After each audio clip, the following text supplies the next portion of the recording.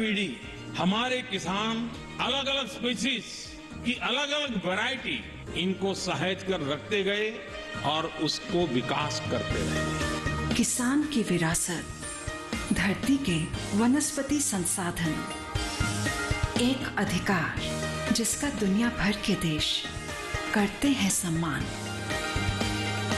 आज भारत उन अधिकारों को दे रहा है नए मुकाम, ताकि और बढ़े किसानों की वंशागत किस्मों की पहचान का अभियान।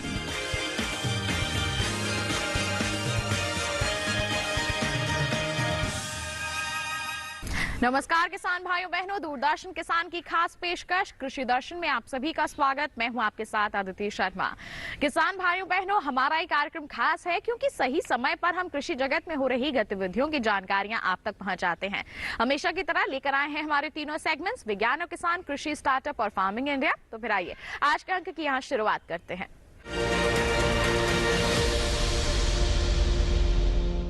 किसान भाइयों बहनों, आज है 1 फरवरी और आज बजट पेश किया गया है। और बता दें आपको कि इस बार के बजट में हमारे किसानों के लिए कई सौगातें दी गई हैं सरकार द्वारा। तो कैसा रहा है इस बार का कृषि बजट, आइए देखते हैं।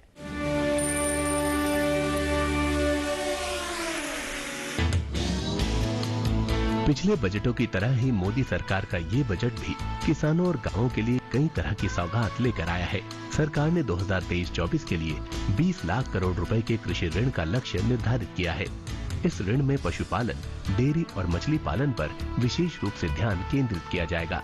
भारत मोटे अनाज का सबसे बड़ा उत्पादक और दूसरा सबसे बड़ा निर्यातक है। सेहत के लिए फायदेमंद मोटे अनाज को वित्त मंत्री निर्मला सीतारमण ने इन्हें श्री अन्न कहकर संबोधित किया और कहा कि अब भारत को श्री अन्न का वैश्विक केंद्र बनाने की जरूरत है और इसके लिए हैदराबाद स्थित भारतीय बाजरा अनुसंधान संस्थान को उत्कृष्ट केंद्र के रूप में प्रोत्साहित किया जाएगा, जिससे ये संस्थान अपने अनुसंधान और प्रौद्योगिकी को अंतर्राष्ट्रीय स्तर पर साझा कर सकेगा। इसके अलावा पीएम मत्स्य संपदा योजना में एक नई उपयोजना की शुरुआत की जाएगी ताकि मछुआरे, मछली विक्रेता, सूक्ष्म और लघु उद्यम अपने कामों में और ज्यादा सक्षम हो सकें और बाजार का भी विस्तार किया जा सके। नई उपयोजना के लिए 6,000 करोड़ रुपए के निवेश का लक्ष्य रखा गया है। वित्त मंत्री ने बजट भाषण में 2200 करोड़ रुपए के खर्च से आत्मनिर्भर बागवानी स्वच्छ पौध कार्यक्रम शुरू करने का भी ऐलान किया। इसके अंतर्गत ज्यादा मूल्य वाली बागवानी फसलों की रोग मुक्त गुणवत्तापूर्ण पौध सामग्री की उपलब्धता बढ़ाई जाएगी। लंबे रेशेदार कपास की उत्पादकता बढ़ाने के लिए पब्लिक प्राइवेट भागीदारी यानी पीपीपी के जरिए क्लस्टर आधारित और वैल्यू चेन दृष्टिकोण अपनाए जाएंगे। किसानों, राज्य और इंडस्ट्री के आपसी सहयोग से मार्केट लिंकेज की व्यवस्था भी की जाएगी। कृषि के लिए डिजिटल पब्लिक इंफ्रास्ट्रक्चर प्लेटफॉर्म तैयार किया जाएगा। इससे फसल नियोजन और कृषि इनपुट में आसानी होगी, साथ ही फसल आकलन में भी मदद मिलेगी।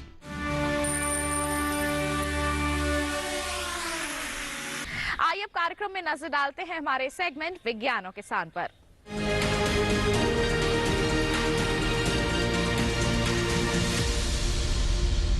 किसान भाइयों बहनों, बता दें आपको कि सौर ऊर्जा की कृषि में उपयोगिता को लेकर कृषि विज्ञान केंद्र उजवा नई दिल्ली में हाल ही में एक कार्यक्रम का आयोजन किया गया। क्या कुछ खास था इस कार्यक्रम में, आइए आपको दिखाते हैं। दिल्ली स्थित कृषि विज्ञान केंद्र उजवा में सौर ऊर्जा की कृषि में उपयोगिता विषय पर 1 दिवसीय कार्यक्रम आयोजित किया गया। इस अवसर पर कृषि आयुक्त डॉक्टर पीके सिंह, नेफेड के अध्यक्ष विजेंद्र सिंह, कृषि विज्ञान केंद्र उजवा के अध्यक्ष डॉक्टर पीके गुप्ता, नाबार्ड के उप महाप्रबंधक कुलदीप सिंह एवं दिल्ली के किसान भाई बहनों ने भाग लिया। कृषि विज्ञान केंद्र उजवा में सौर ऊर्जा से अनेक प्रकार की सब्जियों का उत्पादन किया जा रहा है। इससे उत्पादन लागत कम एवं आमदनी अधिक होती है। सबसे महत्वपूर्ण बात ये है कि जहां किसान खेती के लिए बिजली पर आश्रित है, वहां अब इसे लगाकर अपनी आमदनी बढ़ा सकते हैं। इस अवसर पर कृषि आयुक्त डॉक्टर पीके सिंह ने कहा, कृषि में कैसे सूर्य की ऊर्जा, तो सोलर पंप के एक योजना कुछ पीएम कुसुम योजना के बारे में प्रबंधक महोदय बता रहे थे। बहुत अच्छी योजना है, उसमें काफ़ी पंपों का कुछ टारगेट हमें लिख के दिया गया था कि इतना target 10,000 megawatt solar capacity small solar power plants के माध्यम से होनी है, 2-2 मेगावाट के। इसका मतलब 5,000 ऐसे सोलर प्लांट बनाने हैं। उसमें 20 लाख जो सोलर पावर्ड एग्रीकल्चर पंप लगाने हैं, है ना। 20 लाख सोलर से बिजली, ये सूर्य ऊर्जा से चलने वाले पंप होने हैं। 15 lakh grid connected agriculture pump बनाने हैं। तो ऐसी योजना बनाई गई जिसको कि पीएम कुसुम के नाम से अभी प्रचलित है, योजना चल रही है, उस पर कार्य भी जारी है। तो उसके विस्तृत जानकारी पे हम नहीं जाते हैं। बहुत बड़ी योजना है, उसी का एक यहाँ पे प्रदर्शन के माध्यम से आपने देखा। कृषि विज्ञान केंद्र में भी आप बाहर निकल कर देखेंगे, जो अभी एक सज्जन बता रहे थे कि आज, कल और परसों सबके लिए हमने व्यवस्था कर ली है। तो उसमें सौर ऊर्जा का अगर व्यवस्था करें तो हमारे तो पूर्वजों के समय से सौर से ही हम लोग सब ऊर्जित हैं। तो वो तो आगे कई 100 साल के लिए आप व्यवस्था करेंगे। तो जो सोलर ऊर्जा का, जिसको कि अक्षय स्रोत है ऊर्जा का ना। इस अवसर पर नेफेड के अध्यक्ष विजेंद्र सिंह ने कहा, सोलर पैनल का बहुत बड़ा बेनिफिट है और जो किसान सक्षम हैं, मेरी तो ये राय है कि उनको जल्दी से जल्दी इसका लाभ उठाना चाहिए, क्योंकि हर एक चीज़ की लिमिट है। मैं तो एक किसान का बेटा रहा हूँ। मैंने ये भी देखा है कि फसल के टाइम पे पानी फसल को चाहिए, तार कट गई या और कोई प्रॉब्लम हो गई, पूरी फसल बर्बाद हो जाती थी। बहुत अच्छी फसल लगी हुई भी बगैर पानी के। तो जो इस तरह की अनइवेंचुअलिटीज़ हैं, तो उनसे भी बचा जा सकता है। और खेती के लिए तो एक लार्ज स्केल पे बेनिफिट लेने वाली बात है, जिसके लिए हमने यहाँ एक लगाया हुआ है किसानों को प्रोत्साहित करने के लिए।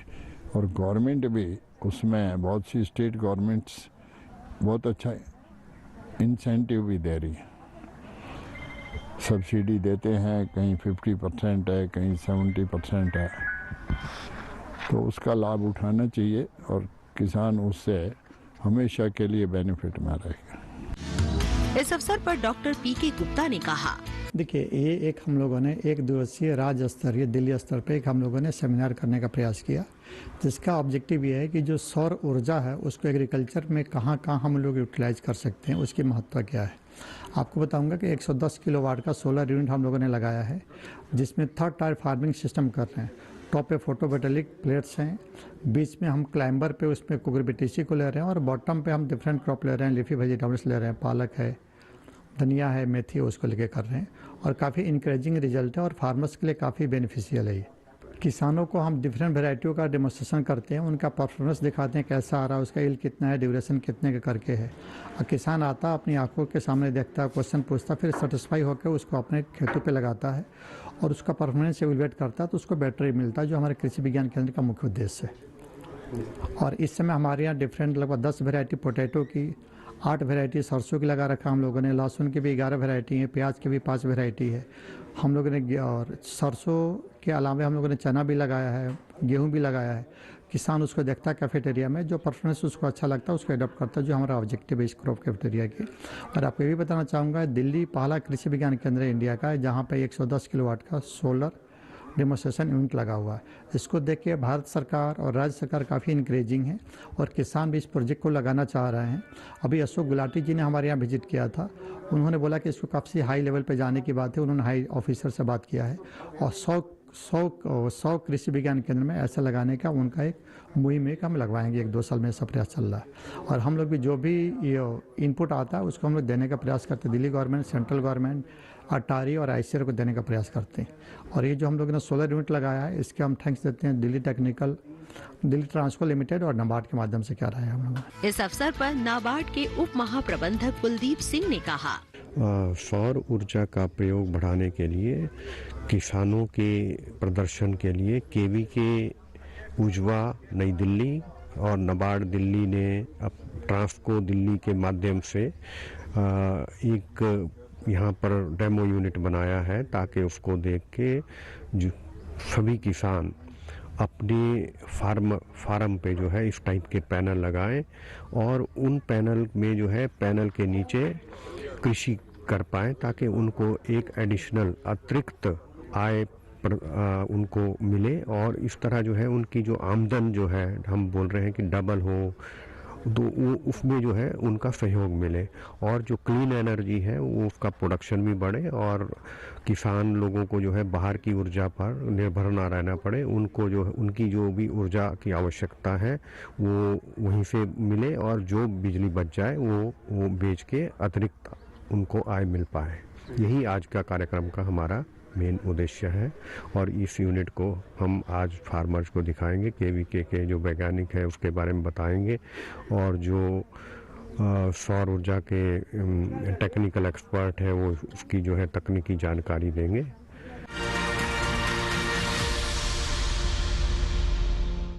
तो ये था सेगमेंट विज्ञान और किसान। इसी के साथ बता दें कार्यक्रम में वक्त हो चला है एक छोटे से ब्रेक का। आप कहीं मत जाइए, देखते रहिए कार्यक्रम कृषि दर्शन, बने रहिए दूरदर्शन किसान पर।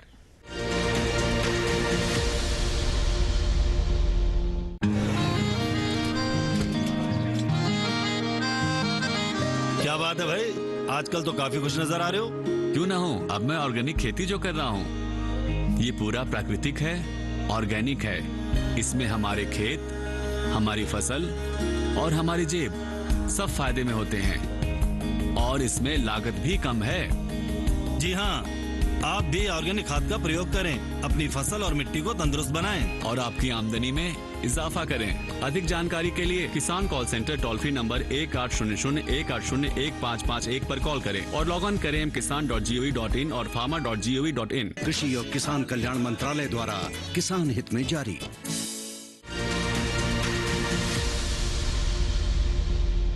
ब्रेक के बाद दूरदर्शन किसान के कार्यक्रम कृषि दर्शन में आप सभी का फिर से स्वागत। आइए दिखाते हैं आपको अगला सेगमेंट कृषि स्टार्टअप।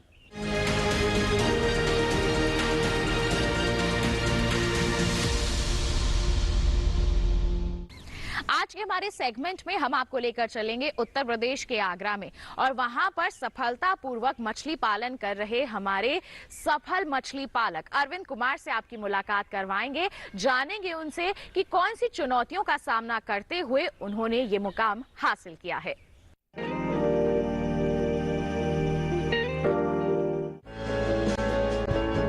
गर्दन तक पानी में डूबा ये शख्स कभी भारतीय वायुसेना का हिस्सा हुआ करता था। 2003 में इन्होंने नौकरी को अलविदा कहा और अपना कारोबार शुरू किया। जिस काम में भी हाथ डाला, कामयाबी ने कदम चूमे। फिर एक दिन ये रांची विश्वविद्यालय में मछली विभाग के संपर्क में आए। यहीं पर इनके जहन में मछली पालने का ख्याल आया। इसके बाद इन्होंने आगरा में जमीन लीज पर ली और काम शुरू कर दिया। ये बात 2016 की है। बाद में इन्हें मछली पालन से जुड़ी कई सरकारी योजनाओं के बारे में भी पता चला। इन्हीं योजनाओं का लाभ उठाकर इन्होंने सरकार से अनुदान हासिल किया। इनकी मेहनत जल्द ही रंग ले आई और अगले ही साल यानी 2017 में इन्हें आगरा मंडल में मछली उत्पादन का पुरस्कार मिल गया। मछली पालन में पहले भारतीय वायुसेना की नौकरी 2003 में छोड़ने के बाद कई अन्य व्यवसाय किया। करने के बाद सब में अच्छा हुआ। उसके बाद जब हम झारखंड में रांची में किसी का यूनिवर्सिटी में कार्यरत थे, वहाँ पे हम मत्स्य विभाग के, भारत सरकार और झारखंड सरकार के मत्स्य विभाग के टच में आए और वहाँ जो मछली पालन हमने देखा, तो वहाँ देखने के बाद जब हम अपने आप को फिर वापस आगरा में सेटल किए, तो हमने आगरा में ज़मीन को लीज पे लेके मछली पालन 2016 में स्टार्ट किया। मछली पालन एक ऐसा व्यवसाय है जो अब भारत सरकार के जो किसानों की आय दोगुनी करने का जो प्लान है, उसमें ये बहुत बड़ा सहायक सिद्ध साबित हो रहा है। मछली पालन के साथ साथ मैं किसानों से यह भी सुझाव दूंगा कि इसके साथ वो अपने डेयरी और पोल्ट्री को भी बढ़ावा दें, जिससे कि उनका ये आय में वृद्धि हो। 2016 में जब मैं आगरा आया, आगरा मत्स्य विभाग से हमें भारतीय सरकार और उत्तर प्रदेश सरकार की योजनाओं के संबंध में पता लगा। हमें काफ़ी सहयोग मिला। उनके सहयोग के वजह से हमें कुछ गवर्नमेंट के द्वारा अनुदान भी दी गई। उसके बाद जब 2017 में जो हमने प्रोडक्शन करके दिया, उस प्रोडक्शन के आधार पे 2017 में हमें फर्स्ट प्राइज आगरा मंडल के लिए दिया गया था, सबसे ज़्यादा प्रोडक्शन के लिए मछली में। उसके बाद से 2020 में जब मैं कृषि विज्ञान केंद्र बिचपुरी के संपर्क में आया, तो वहाँ हमें और अपने कामों में सहयोग बहुत ज़्यादा मिला। उनके वहाँ जाने से हमें पशुपालन से संबंधित जानकारी भी काफ़ी मिली और उन्होंने यह बताया कि यदि आप पशुपालन भी साथ में करते हैं तो मछलियों के जो फीड की समस्या है, जो हम मार्केट पे डिपेंड रहते हैं, उससे हमें हटके जो पशुपालन में गाय के गोबर होंगे, उस गोबर को भी हम डायरेक्ट मछली के फीड के रूप में प्लैंकटन क्रिएट करने के लिए उपयोग में ला सकते हैं। और उसके साथ साथ यदि उस गोबर का हम अगर वर्मी कंपोस्ट जैविक खाद बनाते हैं तो जैविक खाद को हम खेतों में यूज़ करते हैं और उसमें जो केचुआ का प्रोडक्शन होता है, उस केचुआ को हम तालाब में भी डाल सकते हैं। इस तरह से 2020 के बाद कृषि विज्ञान केंद्र बिचपुरी के सहयोग से और उनकी मदद से या उनके गाइडलाइन के तहत हमारी ये जो मछली पालन का व्यवसाय है बढ़ता जा रहा है। आनंद कुमार गिर और साहिवाल किस्म की देसी गाय पाल रहे हैं और गोबर को मछलियों के आहार के रूप में इस्तेमाल कर रहे हैं। अब इनका इरादा गोबर से कंपोस्ट बनाने का है। कंपोस्ट से 2 फायदे होंगे। पहला तो ये कि खेतों के लिए प्राकृतिक खाद मिल जाएगी और दूसरे मछलियों के लिए पर्याप्त मात्रा में केंचुए। मछलियों को बढ़वार के लिए प्रोटीन की जरूरत होती है और केंचुए में काफी मात्रा में प्रोटीन पाया जाता है। वास्तविकता में क्या है कि जो किसान मछली पालन कर रहे हैं, तो पिछले दिनों हमने देखा कि मछली पालन में कम से कम 35 से 40% खर्चा जो था वो फीड पे आता था। उसके बाद में फिर लेबर कॉस्ट हो गई, लेबर कॉस्ट निकालने के बाद में पानी का खर्चा हो गया।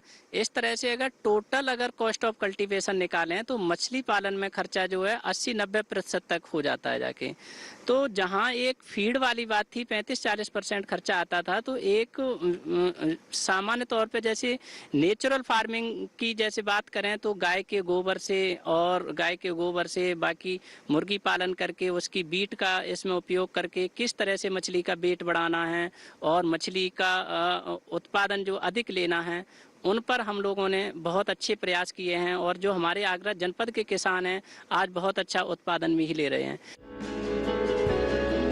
आगरा में खारा पानी बहुत बड़ी समस्या है, लेकिन यही खारा पानी मछलियों के लिए वरदान है।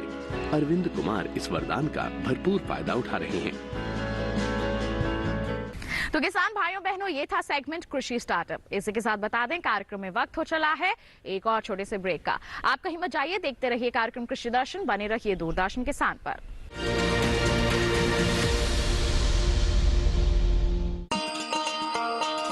किसान भाइयों गांठ बांध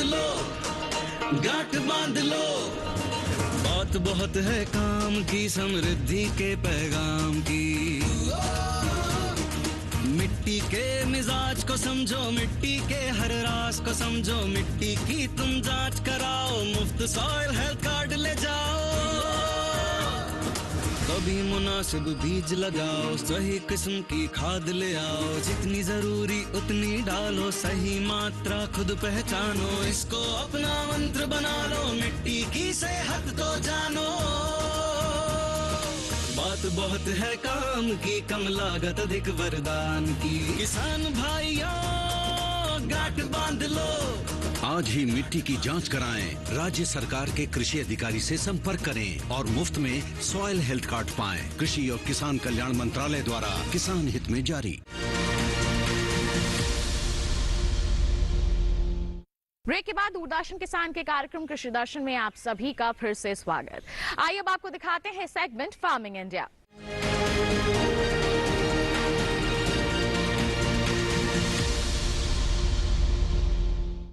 बात होगी प्रधानमंत्री फसल बीमा योजना की। एक बहुत ही अच्छी योजना है जो कि आपको आर्थिक मजबूती यहां पर प्रदान करती है। किसी भी तरह का नुकसान होता है प्राकृतिक आपदाओं के चलते तो उस नुकसान की भरपाई की जाती है। किस तरह से आप करवा सकते हैं अपनी फसलों का बीमा, आइए जानें।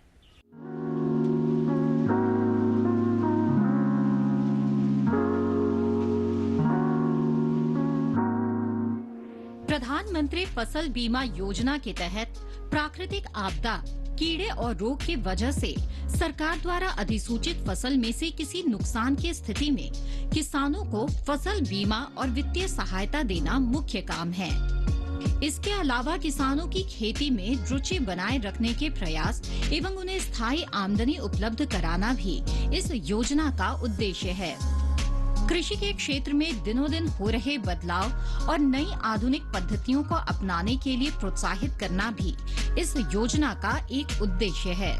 इस योजना के अंतर्गत प्राकृतिक आपदाओं के कारण खराब हुई फसल के मामले में बीमा प्रीमियम बहुत कम रखा गया है। किसानों को खरीफ की फसल के लिए 2% प्रीमियम और रबी की फसल के लिए 1.5% प्रीमियम का भुगतान करना पड़ता है। इस योजना का लाभ उठाने के लिए कुछ किसान कुछ विशेष बातों का ख्याल रखें। जैसे फसल की बुआई के 10 दिनों के अंदर प्रधानमंत्री फसल बीमा योजना का फॉर्म भरना जरूरी होता है। फसल काटने से 14 दिनों के बीच अगर आपकी फसल को प्राकृतिक आपदा के कारण नुकसान होता है तब भी आप बीमा योजना का लाभ उठा सकते हैं। बीमा की रकम का लाभ तभी मिलेगा जब आपकी फसल किसी प्राकृतिक आपदा की वजह से ही खराब हुई हो। किसान प्रधानमंत्री फसल बीमा योजना के लिए ऑफलाइन और ऑनलाइन दोनों तरीके से फॉर्म भर सकते हैं। अधिक जानकारी के लिए किसान नजदीकी बैंक की शाखा में जाकर फसल बीमा योजना का फॉर्म भर सकते हैं और इस योजना का लाभ उठा सकते हैं।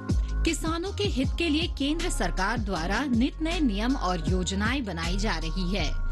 ऐसे में साल 2016 में प्रधानमंत्री फसल बीमा योजना भी सरकार द्वारा चलाई जाने वाली योजना है, जिससे किसानों की सहूलियत और बेहतर विकास होने में मदद मिल सके। बीते सालों में इस योजना का लाभ उठाकर किसानों ने और भी मजबूती के साथ कृषि में अपना योगदान देकर सफलता हासिल की है। इस योजना का उपयोग कर भारत के लगभग हर प्रदेश के किसान काफी हद तक लाभान्वित हुए हैं। साथ ही साथ अपनी आय दुगनी करने में भी इन्हें इस योजना के जरिए मदद मिली है।